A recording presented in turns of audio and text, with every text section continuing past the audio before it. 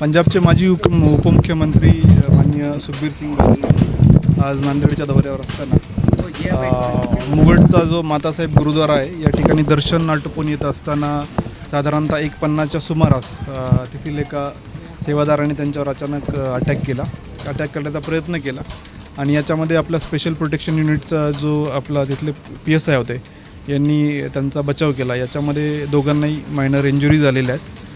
तर त्या दोघांची तब्येत आता व्यवस्थित आहे आणि ट्रीटमेंट सध्या चालू आहे। तो संबंधित सेवादार जे आहेत ते पोलिसांच्या ताब्यात असून पुढची तपासणी आणि चौकशी चालू आहे।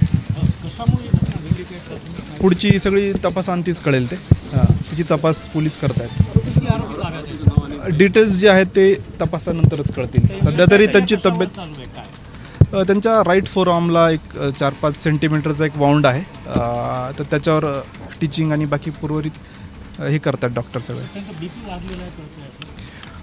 सध्या त्यांच्या मेडिकल कंडिशनबद्दल जास्त सांगणार नाही, तेवढं सांगेल की तब्येत त्यांची आउट ऑफ डेंजर आहे, स्टेबल आहे आणि पोलिसांच्या निगराणीखाली आहे।